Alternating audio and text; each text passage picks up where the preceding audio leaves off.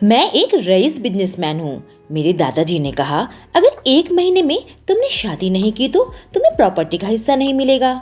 मैंने 50 लाख रुपए देकर एक लड़की से झूठी शादी कर ली। वह हसीन मॉडल थी। उसे पूरे तरीके से पाने की ज्वाला मेरे अंदर भड़कने लगी। मेरी पत्नी मेरे दोस्त के करीब आने लगी तो मेरा दिल जलने लगा। क्या मुझे उससे मोहब्बत हो गई? एक रात नशे में मैं बेकाबू हो गया और पत्नी के कमरे में जाते ही दोस्तों, मेरी लिखी हुई ओरिजिनल कहानी को सुनने के लिए चैनल को सब्सक्राइब करें। मेरा नाम राजीव मल्होत्रा है और मैं 26 साल का हूँ। मैं बहुत ही रईस बिजनेसमैन हूँ। टॉप एड एजेंसी का मालिक हूँ। खूबसूरत मॉडल मेरे आसपास घूमती फिरती है और मेरी कई सारी फीमेल फ्रेंड है और मैं अब तक कुंवारा हूँ। इस वजह से लड़कियाँ इस उम्मीद से मेरे करीब आती है कि मैं उससे शादी कर लूँगा। मैं अलग अलग लड़कियों के साथ रात गुजारता हूँ लेकिन शादी से दूर रहता हूँ क्योंकि मुझे यही जिंदगी पसंद है। मेरे घर वालों ने कई बार मुझसे कहा कि शादी कर लो, पर मैं यूं ही मन चला हूँ। आज मेरे दादाजी, पापा, मम्मी ने मुझे इसी वजह से बुलाया है और मेरा दिल न जाने क्यों बहुत घबरा रहा था। जब मैं उनके बंगले में पहुंचा तो मेरे दादाजी ने साफ शब्दों में कह दिया, अगर तुम हमारी प्रॉपर्टी का हिस्सा चाहते हो तो 1 महीने के अंदर तुम्हें शादी करनी पड़ेगी और कम से कम 1 साल उसके साथ रहना पड़ेगा। साल भर बाद तुम्हें प्रॉपर्टी का हिस्सा मिल जाएगा। यह बात सुनकर तो मैं बहुत परेशान हो गया और गुस्से में आ गया था, पर मैंने अपने जज्बात अपने घर वालों को नहीं दिखाए। मैंने कहा, ठीक है, मैं एक अच्छी लड़की देखकर शादी कर लूँगा। कहकर मैं वहाँ से निकल गया और अपने असिस्टेंट आदित्य को कॉल किया। आदित्य की उम्र 40 साल की है। पहले वह मेरे पापा के लिए काम करते थे, पर उसके काम को देखकर मैंने उसे अपने साथ काम में ले लिया है। वह मेरी ऑफिशियल, पर्सनल सब काम कर देता है। मैं आदित्य से कहा कि मुझे जल्द से जल्द एक लड़की चाहिए शादी के लिए। उसने कहा, सर, इसमें मैं क्या कर सकता हूँ? आप जिसे पसंद करते हैं उसी से तो शादी करेंगे ना। मैंने कहा, असली शादी नहीं, कॉन्ट्रैक्ट मैरिज। मैं उस लड़की को 50 लाख रुपए दूंगा और उसे मेरी पत्नी बनकर 1 साल रहना पड़ेगा। मेरी बात सुनकर आदित्य एक पल के लिए चुप हो गया। उसके बाद कहा, ठीक है सर, मैं ऐसी लड़की तलाश करता हूँ। 2 दिनों में आदित्य ने ऐसी लड़की ढूंढ निकाला था और मुझे आज मैरिज रजिस्ट्री ऑफिस जाना था उस लड़की से शादी करने के लिए। आदित्य ने कॉन्ट्रैक्ट भी तैयार कर दिए थे। रजिस्ट्री ऑफिस के बाहर मैं खड़ा था, पर लड़की का कोई अता पता नहीं था। तभी मेरे सामने एक बहुत ही खूबसूरत और हसीन मॉडल दुल्हन के बेस में आई। कुछ खास था उसमें कि मैं नजरें हटा नहीं पा रहा था। शायद वह शादी करने आई थी, पर इंतजार करते करते वह भी बिल्कुल थक चुकी थी। शायद उसका होने वाला पति भी अब तक नहीं आया था। तभी हम दोनों के मोबाइल में एक साथ रिंग हुआ। मैंने फ़ोन उठाया तो आदित्य ने कहा कि वह लड़की किसी और के साथ भाग गई है और आपसे शादी नहीं करना चाहती। पूरी इंडस्ट्री जानती है कि मैं लड़कियां बदलता रहता हूँ। इसी वजह से शायद इस लड़की ने शादी से इनकार कर दिया हो। सामने वाली लड़की भी किसी से फ़ोन पर बातें करते हुए बहुत परेशान हो गई थी। शायद उसका भी होने वाला पति नहीं आया था। मैं बहुत गुस्से में था और उस लड़की के पास चला गया। कहने लगा, लगता है तुम्हारा पति भी शादी करने नहीं आया। वह एक पल मेरी तरफ देखी, फिर उसकी आंखों में एक उदासी नजर आई। उसने कहा, मेरा मंगेतर किसी और से प्यार करता है और मुझसे शादी से इनकार कर दिया। मैंने कहा, मेरी होने वाली पत्नी भी किसी और के साथ भाग गई। वह जाने ही लगी थी कि मैं उससे कहा, तुम मुझसे शादी कर लो। अचानक मेरी इस बात से वह लड़की चौंक उठी और कहने लगी, पर हम एक दूसरे को से प्यार नहीं करते। मैंने कहा, असली नहीं, कॉन्ट्रैक्ट मैरिज। मेरे परिवार वालों को दिखाने के लिए एक झूठी शादी और इसके लिए मैं तुम्हें 50 लाख दूंगा। उस लड़की के कपड़े देखकर लग रहा था कि वह ज़्यादा अमीर नहीं है। बहुत साधारण लड़की थी। वह थोड़ी देर सोच में पड़ गई थी और मैं उसका चेहरा पढ़ नहीं पा रहा था। मैंने उसकी तस्वीर खींचकर आदित्य को भेज दिया और उस लड़की के डिटेल्स पता लगाने को कहा। आदित्य ने बताया कि यह लड़की एक छोटी मोटी मॉडल है और साथ में पढ़ाई भी कर रही है। उसकी माँ भी मॉडल थी और पापा बिजनेसमैन। यह लड़की परफेक्ट थी। एक मॉडल और एक एड एजेंसी के मालिक की शादी। थोड़ी देर सोचने के बाद उस लड़की ने हाँ कर दी, लेकिन फिर उसने कहा मेरी एक शर्त है। उसकी बात सुनकर मैं बिल्कुल चौंक उठा। राजीव मल्होत्रा को शर्त रख रही है।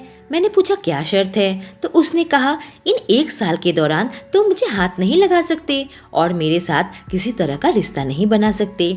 मैंने कहा जब मैं अकेला रहूँगा तो तुम्हें हाथ नहीं लगाऊंगा, लेकिन मेरे परिवार के सामने या फिर पार्टी में तुम्हें छूना ही पड़ेगा, क्योंकि तुम्हें मेरी पत्नी बनने का एक्टिंग करना पड़ेगा। उसने कहा एक्टिंग की बात अलग है, लेकिन जब हम अकेले रहेंगे तो मुझे हाथ नहीं लगा सकते। मैंने कहा ठीक है, मैं यह कॉन्ट्रैक्ट में डाल दूंगा। मैं मन ही मन सोचने लगा ऐसे भी मेरे पास लड़कियों की कमी नहीं है, इसे क्यों हाथ लगाने जाऊं। और शादी करके मैं उसे अपने बंगले में ले आया। अभी मैं अपने घर वालों को नहीं बताया था कि मैंने उसे शादी कर ली है। वह एक छोटे से हॉस्टल में रहती थी। मेरा बड़ा बंगलो देखकर उसकी आंखें चौंधी आ गई, लेकिन वह काफ़ी खामोश थी। मैं उसे उसके कमरे में लेकर गया और कहा अभी तुम आराम कर लो, शाम को मैं तुम्हें पार्टी में लेकर जाऊंगा, तभी मैं सबसे कह दूंगा कि मैंने शादी कर ली है। आज शाम से ही तुम्हें मेरी पत्नी की एक्टिंग करनी होगी, कल तक तुम्हें पैसे मिल जाएंगे। जब शाम हुई तो मैं उसके कमरे में चला गया ताकि उसे कपड़े दे सकूं। उसने जो कपड़े पहने हुए थे वह बहुत ही साधारण थे और हमारे स्टेटस के लिए वह सही नहीं थे। कमरे में जाकर देखा कि वह नहा रही थी। मैं वहीं खड़ा खड़ा उसका इंतजार कर ही रहा था कि तभी वह बाथरूम से बाहर निकल आई। उसने बस एक टॉवल ओढ़ रखा था। जैसे ही वह बाहर आई, उसके जिस्म को देखकर मेरे होश उड़ गए। यह लड़की कितनी खूबसूरत है, मात्र 21 साल की है। उसके बदन में पानी की बूंदें थी। रीमा मुझे अपने कमरे में देखकर बिल्कुल चौंक उठी और कहने लगी आप यहाँ क्या कर रहे हैं। मैंने उसके बेहद करीब आ गया और उसके जिस्म को छूकर पानी पोंछने लगा। मेरे शरीर में करंट दौड़ने लगा, मैं मदहोश होने लगा। वह कहने लगी खुद पर काबू करो। मैंने कहा बहुत खूबसूरत हो, मैं तुम्हारे पहनने लायक पार्टी के लिए ड्रेस लेकर आया हूँ। मैं ड्रेस वहाँ रखकर तुरंत ही कमरे से बाहर निकल आया, वरना वो मेरी हो जाती। जब मेरी पत्नी तैयार होकर मेरे पास आई तो मैं उसे देखता ही रह गया। फिर उससे कहा आज पार्टी में तुम्हें मेरी पत्नी की एक्टिंग करनी है। जब मैं पार्टी में पहुंचा तो मुझे देखकर कई सारी हसीन लड़कियां मेरे पास आ गई। आज मेरे मम्मी पापा भी पार्टी में आने वाले थे। सब लड़कियां रीमा को देखकर हैरान थी कि मैं किसे पार्टी में ले आया। लड़कियां तो मुझे डांस के लिए बोल रही थी। रीमा को जलाने के लिए मैं अपनी दोस्त माया के साथ डांस करने लगा।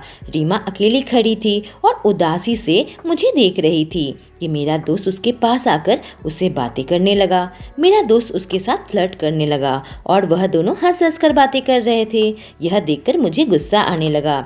मैं जानता हूँ कि यह मेरी असली पत्नी नहीं है, पर उसको किसी और के साथ फ्लर्ट करते हुए देखकर मेरा दिल जल रहा था। मेरे मम्मी पापा भी पार्टी में आ गए तो मैंने सबके सामने अनाउंस कर दिया कि मैंने रीमा से शादी कर ली है। यह बात सुनकर तो कई लड़कियों का चेहरा लटक गया था और मैं सबके सामने रीमा का हाथ पकड़ लिया और उसके हाथों में और गाल में किस किया। मेरे पापा मम्मी उसे देखकर काफ़ी खुश हो गए।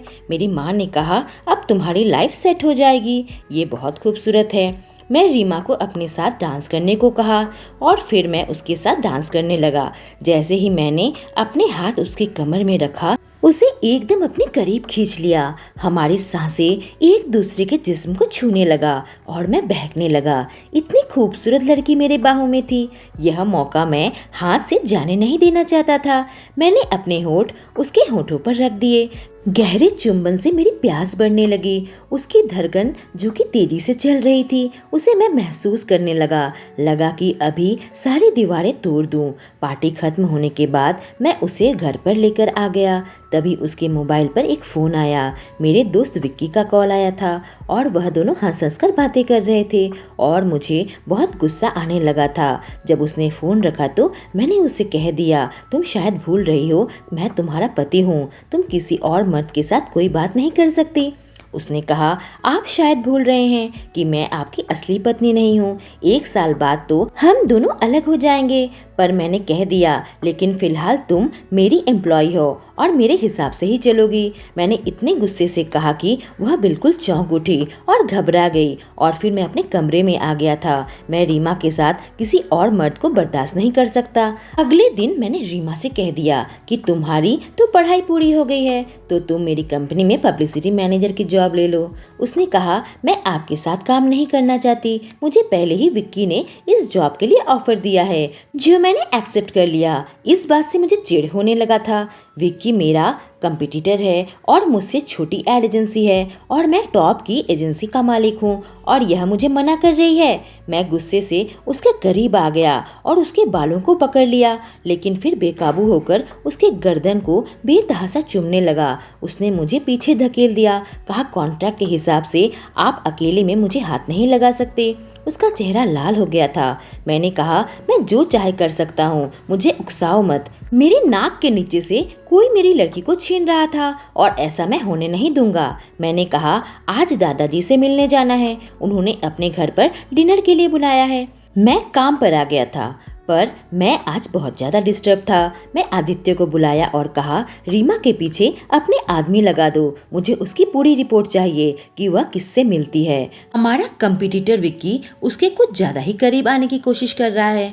शाम को रीमा को लेकर मैं अपनी फैमिली डिनर में पहुंच गया। यही मौका था, इसलिए मैं उसके करीब चिपका हुआ था और हम दोनों पति पत्नी की एक्टिंग कर रहे थे। मेरे दादाजी ने कहा तुम दोनों में बहुत प्यार है लगता है, तुम दोनों कहाँ मिले?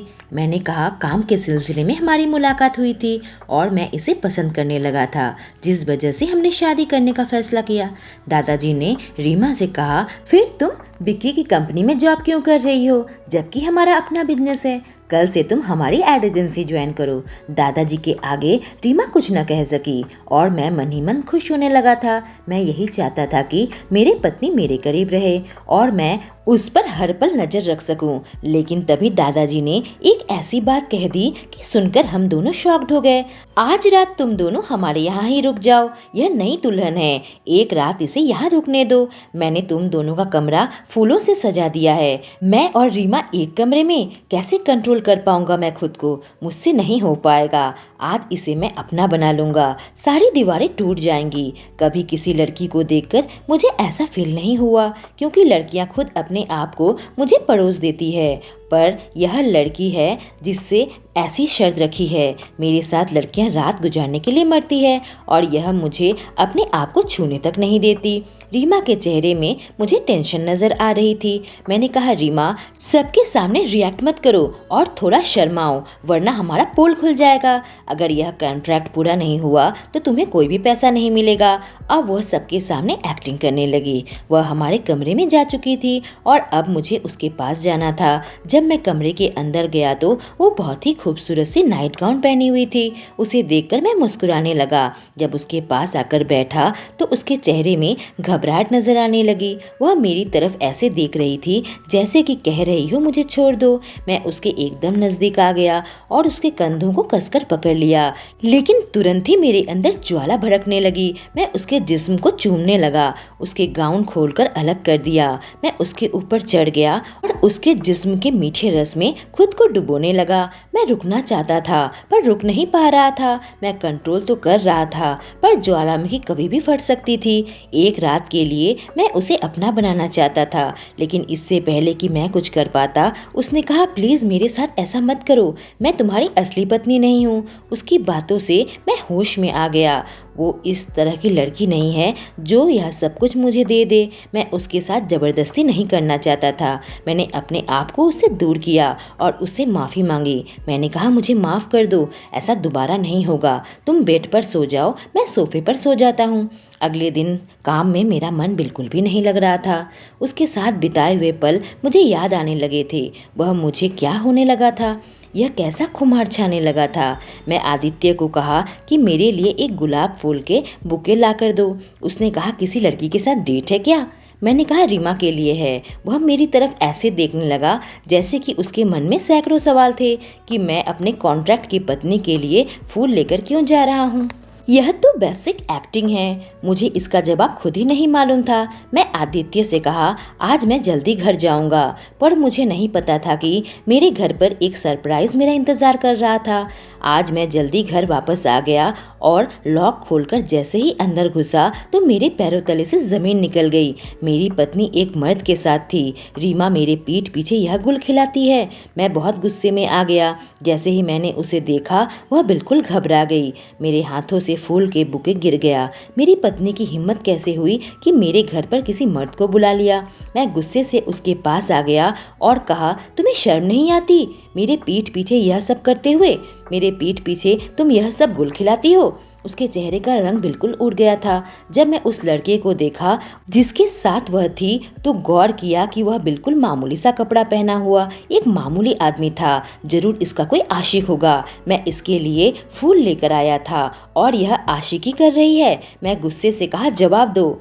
इतने में वह आदमी सामने आ गया और कहने लगा, आप हमें गलत समझ रहे हो, यह मेरी बहन है। रीमा ने कहा, मेरे भाई को कैंसर था, आपके दिए हुए पैसे से मैं इसका इलाज करवा रही हूँ। मेरा भाई मुझसे मिलने आया था, मुश्किल दौर से गुजर रहा है। मुझे अपने आप पर शर्म आने लगी कि मैं अपनी पत्नी पर शक किया। तभी मुझे ध्यान आया कि आदित्य ने रीमा की जो फाइल बनाई थी उसमें मैं उसके भाई की तस्वीर देखी थी। न जाने मुझे क्या हो गया कि मैं खुद पर काबू खो बैठा। मैंने उससे कहा, माफ करना साले साहब, मैं अपने ऊपर काबू खो बैठा था। उसने कहा, कोई बात नहीं जीजा जी, आपकी वजह से ही मेरा इलाज संभव हो पाया है। मैंने रीमा से कह दिया कि अपने भाई को यहाँ डिनर करवा कर भेजना। हम तीनों मिलकर साथ ही डिनर किया और फिर मैं अपनी गाड़ी से उसे उसके घर भिजवा दिया। अब रीमा मेरे ऊपर भड़क उठी। कहा, बिन सच्चाई जाने आप यूं गुस्सा क्यों करने लगे थे? वैसे भी मैं आपकी कॉन्ट्रैक्ट की पत्नी हूँ। वह अपने कमरे में चली गई और मैं खड़ा खड़ा खुद पर ही गुस्सा करने लगा। जिसके साथ बात बनाना चाहता हूँ उसके साथ तो बात बिगड़ती चली जा रही है। अगले दिन मैं रीमा को एक पार्टी में लेकर गया। हम पार्टी एंजॉय कर ही रहे थे कि तभी बिक्की सामने आ गया और मेरी पत्नी को डांस के लिए पूछने लगा। मेरी पत्नी ने उसे हाँ कर दी और दोनों साथ डांस करने लगे। उन दोनों को साथ देखकर मेरा दिल जलने लगा और मैं फौरन माया को बुलाकर उसके साथ डांस करने लगा। मैं माया के कुछ ज्यादा ही करीब आ गया और रीमा यह देखकर परेशान होने लगी थी। मैं उसको वह तकलीफ देना चाहता था जिससे मैं गुजर रहा था। जब पार्टी खत्म हुई तो हम दोनों जाने लगे। मैंने उसे कार में बैठने को कहा पर उसने कहा कि मैं पैदल चली जाऊंगी। उसके चेहरे में गुस्सा नजर आ रहा था। वह पैदल चलने लगी तो मैंने उसका हाथ पकड़ लिया। मैंने कहा, चुपचाप गाड़ी में बैठो, पर उसने मुझसे अपना हाथ छुड़ा लिया और पैदल जाने लगी। मैं और ज्यादा गुस्से में आ गया। मैं गाड़ी में बैठकर उसकी परवाह किए बिना घर पर आ गया और उसका इंतजार करने लगा कि तभी मेरे पास आदित्य का फोन आया। कहने लगा, रीमा का एक्सीडेंट हो गया है, उसे चोट आई है, अस्पताल में है। यह सुनकर मैं बिल्कुल घबरा गया और तुरंत अस्पताल पहुंचा। मैं उसका चोट देखने लगा था और उस पर गुस्सा करने लगा कि तुम मेरे साथ चलने को तैयार नहीं हुई। वह मुझसे बात नहीं कर रही थी। उसकी आंखों में आंसू थे। उसका इलाज करके मैं उसे घर पर ले आया। मैं गोद में उठाकर उसे उसके कमरे तक लेकर आया। ऐसी हालत में उसे छोड़ने का मन नहीं कर रहा था। मैंने कहा, मैं इसी कमरे में सोऊंगा। यह सुनकर वह घबरा गई। मैंने कहा, घबराओ मत, मैं तुम्हारा ध्यान रखूंगा। अगर तुम्हें बाथरूम जाना हो तो मुझे जगा देना। हम दोनों आज एक ही बेड पर सोए हुए थे, पर हमारे बीच में न जाने यह कैसी दूरियां थी। वह सो गई और मैं जागता रहा और उसके चेहरे को देखता रहा। सोती हुई कितनी खूबसूरत और मासूम लगती है। जब गहरी नींद में चली गई तो मैं हल्के से उसे छुआ और उसके जिस्म में हाथ फेरने लगा। रीमा के पैर पर चोट लगी थी। मैं चाहता तो किसी को उसकी देखभाल के लिए रख सकता था, पर मैं उसके साथ रहना चाहता था। तो अगले दिन मैं काम से छुट्टी ले ली। उससे कहा, चलो मैं तुम्हें नहला देता हूँ। उसने कहा, मैं आपके सामने कैसे नहा सकती हूँ? मैंने कहा, घबराओ मत, मैं तुम्हें टॉवल पहना दूंगा। मैं उसे टॉवल पहनाकर उसके कपड़े उतार दिए। फिर मैं उसे उठाकर बाथटब में लेकर गया। अब मैं उसके बदन में साबुन लगाने लगा, उसे नहलाने लगा, लेकिन मैं अपने होश खोने लगा। उसका बदन बहुत ही नाजुक था, जहाँ मेरा हाथ लगता बिल्कुल लाल हो जाता। और फिर अचानक मैंने उसका टॉवल खोल दिया। वह मेरी तरफ आंखें बड़ी बड़ी करके देखने लगी और मैं उसके खूबसूरत जिस्म को निहारने लगा। मैं भी टॉवल में था, उसके साथ बाथटब में आ गया और साथ नहाने लगा। उसके पूरे जिस्म को छूने लगा। वह कांपने लगी और मैं उसे चूमने लगा। अब मैं उससे जुदा होने की हालत में नहीं था। मैं उसे उकसाने लगा। उसकी सांसें बहुत तेज हो गई और आंखें बंद होने लगी। वह काबू खोने लगी। लेकिन फिर मुझे उस कॉन्ट्रैक्ट का ख्याल आया। मैंने उससे 1 साल का कॉन्ट्रैक्ट किया था, जिस दौरान मैं उसके साथ कुछ गलत नहीं कर सकता था। मैं उसे वहीं पर छोड़कर बाथरूम से निकल आया। मैं दोबारा उसके कमरे में नहीं गया और एक लड़की को उसकी मदद के लिए भेज दिया। फिर मैं घर से बाहर निकल गया और अपने दादाजी के पास पहुंच गया। मैंने कहा, दादाजी, मुझसे बहुत बड़ी गलती हो गई है। मेरे मम्मी पापा मुझे बहुत अजीब निगाहों से देखने लगे। कहा, बेटा क्या बात है? मैंने रीमा से कॉन्ट्रैक्ट मैरिज की बात उनसे कह दी। मेरे दादाजी यह सुनकर गुस्सा होने लगे। कहने लगे, तूने इतना बड़ा धोखा दिया सिर्फ प्रॉपर्टी की लालच में। मैंने कहा, दादाजी, अब मैं ही बहुत पछता रहा हूँ, क्योंकि रीमा मेरी जिंदगी का हिस्सा बन चुकी है। शायद मैं सचमुच उसे चाहने लगा हूँ, क्योंकि मेरा किसी भी चीज में मन नहीं लगता और हर वक्त मैं उसके बारे में सोचता रहता हूँ। न जाने मुझे क्या हो गया है। दादाजी ने कहा, अगर ऐसी बात है तो तुम उसे प्यार का इजहार क्यों नहीं करता, और फिर हम तेरी उससे सच में शादी करवा देंगे। जा, उसे जाकर अपने दिल की बात कह दे। मैं बहुत खुश था इस बात से अनजान कि अब मेरे साथ क्या होने वाला है। उस दिन मैंने खूब शराब पी ली और फिर रात को उसके कमरे में चला गया। मैं उससे मोहब्बत करना चाहता था, उसे अपने दिल की बात करना चाहता था। मैं उसके बिल्कुल करीब चला गया और प्यार करने ही जा रहा था कि उसने मुझे रोक लिया और कहा, मुझे आपसे कुछ कहना है। आप मुझे हाथ मत लगाओ, मैं आपकी पत्नी नहीं हूँ, मैं किसी और को चाहती हूँ। यह सुनकर मैं बिल्कुल गुस्से में आ गया। मैंने कहा, पत्नी नहीं हो से क्या मतलब है? तुमने मैरिज रजिस्ट्री पेपर में साइन की है और अब हमारे बीच में कोई नहीं आ सकता। बताओ किससे प्यार करती हो? तो उसने कहा, मैं बहुत पहले से ही विक्की को चाहती हूँ और उसी से मेरी शादी होने वाली थी, पर उस दिन वह नहीं आया और आपने मुझसे शादी कर ली। लेकिन बाद में जब विक्की को पता चला तो उसने मुझसे माफ़ी मांग ली और कहा कि मैं बहुत डर गया था, वह मेरी ज़िंदगी में वापस आना चाहता है। हमारा कॉन्ट्रैक्ट ख़त्म होते ही मैं उससे शादी कर लूँगी। रीमा ने मेरा दिल तोड़ दिया था और आज पहली बार मेरी आंखों से आंसू आ गए थे। शायद मैंने बहुत देर कर दी थी और उसे अपने दिल की बात नहीं कह सका। मैंने कहा, 1 साल का इंतजार करने की जरूरत नहीं है, मैं तुम्हें अभी तलाक दे देता हूँ, चली जाओ। लेकिन एक बात याद रखना, विक्की अच्छा लड़का नहीं है और तुम्हारे अलावा भी उसके कई औरतों के साथ संबंध है। यह कहकर मैं कमरे से बाहर आ गया। मैं ड्राइंग रूम में बैठा हुआ था कि मेरी पत्नी मेरे पास आकर कहने लगी, फिर मैं चली जाती हूँ। मैं कुछ नहीं कहा। जब वह जाने लगी, ऐसा लगा कि मेरी जिंदगी की सारी खुशियाँ मुझसे दूर जा रही है। मुझे इस बात का एहसास हो चुका था कि प्यार क्या होता है और मैंने फौरन उसका हाथ पकड़ लिया। मैंने कहा, रीमा मत जाओ, मेरी बनकर रह जाओ, तुमसे प्यार करने लगा हूँ। मैंने अपने घर वालों को भी तुम्हारे बारे में बता दिया। रीमा खामोशी से मुझे देख रही थी, न जाने क्या सोच रही थी। मैं उसका दिमाग नहीं पढ़ पा रहा था और मैं पागल होता जा रहा था कि क्या करेगी। मेरे पास आ गई और कहने लगी, शायद मैं भी आपसे प्यार करने लगी हूँ। जब आप बाथटब में मेरे साथ प्यार कर रहे थे तो मैं बह गई थी और खुद पर काबू खो दिया था। मैंने रीमा को गले से लगा लिया और दोबारा उसे कभी भी अपने से अलग नहीं होने दिया। एक झूठी शादी में मुझे अपना सच्चा प्यार मिल गया था और उसने मेरी जिंदगी संवार दी। दोस्तों, मेरी लिखी स्टोरी कैसी लगी? अगर ऐसी स्टोरी सुननी हो तो चैनल को सब्सक्राइब करें। Thank you.